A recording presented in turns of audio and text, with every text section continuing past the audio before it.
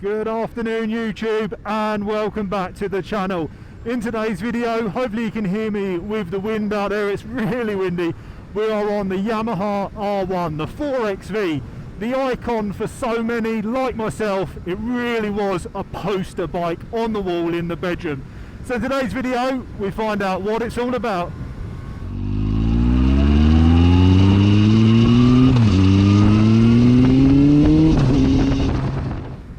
So while we're getting everything up to temperature, it is a very old bike now. These, like my Ducati, they need a bit of respect. You can't rag them around like the new stuff. And because it's not mine, I'm going to give it a bit of care too. So Matt, the owner, not Matt that you're used to seeing on the channel providing all the content, has kindly put forward the R1 and said, you know what, it'd be good to get it on the channel, let's get a review done. So I said, you know what, I've always been curious, I've never ridden one at this age, let's see what it's all about.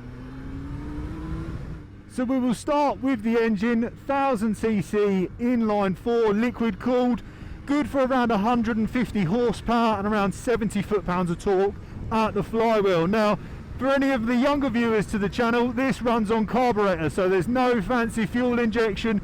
It's old school, it smells good, it feels good, and there is something magical about carbs. Not so much when you leave them laid up for months on end and it doesn't start, but when you get a properly set up carbureted bike and it pops and burbles coming down the revs, you just don't get that with the injection. And I've got to say, riding it today, like the power torque, super smooth. Even for being a carbs bike, it's really predictable power. As I say, hopefully in a second we'll get a nice stretch of road to open it up.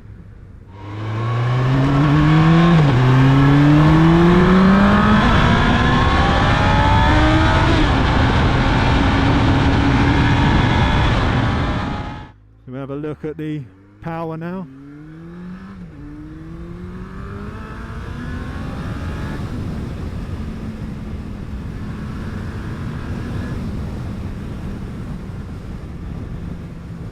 Yeah, certainly not shy, and the problem we've got today is I am on roads that aren't particularly smooth. It's not my bike, she's an old girl, so I'll put the excuses out there for why we're not absolutely caning this one today. Just giving you guys an idea of what a 4XV is like to be on board. Comfort, well, it's an old school bike. It is brilliant. There's absolutely no ache on my wrist. My back feels good. We've just come off of the Aprilia RSV R of Sanders, where your bum's all up and your nose is down. And do you know what? If you want something comfortable, the old Japanese stuff definitely does it. Like the old Fireblade, just really comfortable machinery to be on, and you can do the hours without really grumbling, especially for a sports bike. Brakes, you've got the standard 4-pot twin disc setup on the front, more than enough for road use, and to be honest with you, if you put the right pads in these sort of things, they're good enough for track as well. So what are one of these going to set you back? Well, like all the old bikes as we mentioned in previous videos, values are just rocketing at the moment. They really are, just continuing to climb.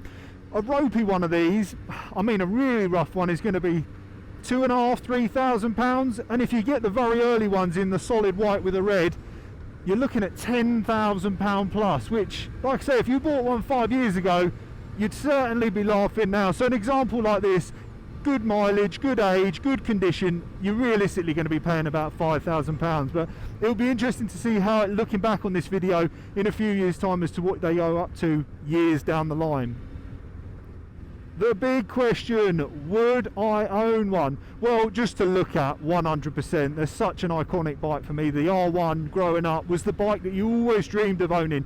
And to be honest with you, a lot of people say never ride your heroes, but riding it today, it is a cool bike. You've got to expect that it is old, the gearbox is clunky, you need to be gentle with it. They are known, which we'll touch on later, to have issues with the gearboxes, but this example here today rides really well. Real credit to Matt, because it's a lovely example to be on.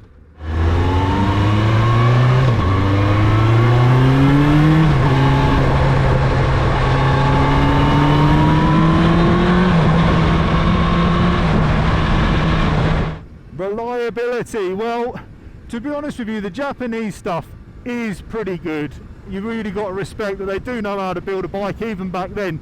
But what you do need to remember is they are old, that a lot of them have been abused around circuits, so there are going to be some issues. Now, I mentioned the gearbox.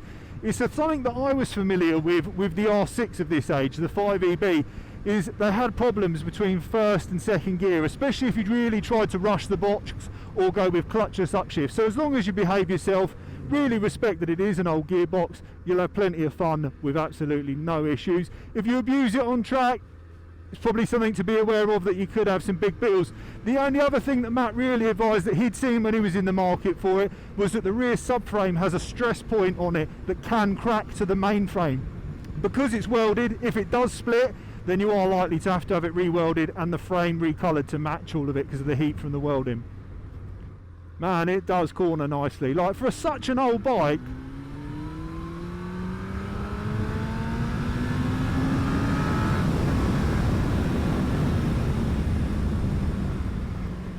man, this is good fun, properly good fun. I can really see the appeal. The more I ride it, the more I'm enjoying it. The weakness, which I thought wouldn't be something I'd notice, is actually the brakes. I do feel the big difference between the more modern stuff now. But you wind it up.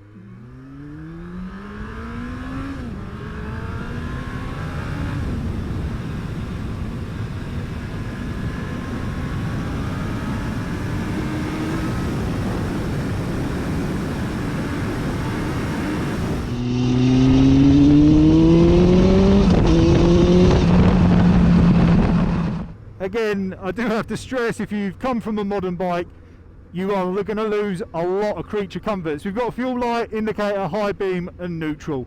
Other than a clock, speedometer, there isn't a lot else on it. But if you're just looking for riding thrills, what more do you need? You know, I think there's going to be a generation of bikers that get so used to riding on anti-wheelie, traction control, that if they ever did jump on something like this, it'd be absolutely lethal, not expecting the front to come up, always relying on that system. Whereas this, you and the bike are just having the best time, because there is nothing to save you. There's no ABS, no traction control, and yes, it could be regarded as dangerous, but man, when you get it right, it just doesn't compare to the later stuff.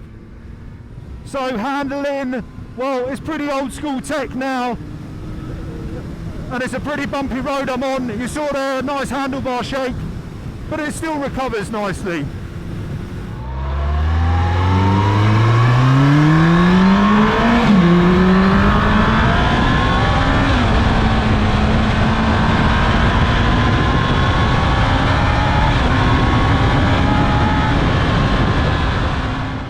A big thanks to Matt for letting me take the bike out today. Always a pleasure when it's such a good example, because you can get old ones that ride rough, ride terribly, feel loose, but do you know what? She feels absolutely beautiful to ride. Really tight, really slick, and do you know what? I think if you bought one of these and just had it in your front room to look at, it'd be such safe money you'd be mad not to. So if you are in the market for one, check out the gearboxes. Like this one is absolutely flawless, but I've ridden R6s that have the similar issue where they jump out of second gear as you push through, and it's going to be big bills. But other than that, well serviced example, you should be fine. The only thing that I think is going to affect a lot of bikes of this age now is steel fuel tanks, because if you leave them with a half tank of fuel and a load of vapor in there, they can start to rust with moisture, and then obviously you get fueling issues. And the same with the carbs. If you don't keep on top of them, you are going to get them blocked up and they're not going to ride factory fresh. Whereas this today, even now, 3000 RPM, roll on, instant power, no hesitation, no stalling. It really is lovely coming down through the box, rev matching. Wonderful, wonderful thing. So yeah, Matt, thanks again, mate. Real pleasure, this one, and I hope you keep it, to be honest with you, because I think bikes like this are going to become a real thing of the past on the road, which is a sad thing to say. I'm genuinely surprised just how well it does handle for such an old bike. Like back in the 90s, this would have been incredible. I guess a lot like the bikes of that age, it actually requires a rider to ride them, because you don't have any of the anti-wheelie, any of the traction control. And do you know what? Even with 150 horsepower, again, like the Aprilia I reviewed earlier of Sanji's, it still feels enough for the road. I do believe once you get to the 120, 130 brake mark, it's plenty fun for the road. Maybe not so much on track, but like I say, today, blitzing around here, the carb singing, it is a wonderful little thing to be on board. Oh, this is always a sad part of the ride, when you've got to hand the keys back. Man, if I had enough space, much to my missus's delight, I'd have so many bikes in the collection, so many bikes. I don't ride the ones I've got, to be honest with you, but when you do ride stuff like this, it is proper cool. As always guys, I hope you enjoyed the video. If so, make sure you give the channel a like and subscribe. We have plenty more coming this year, so stay tuned.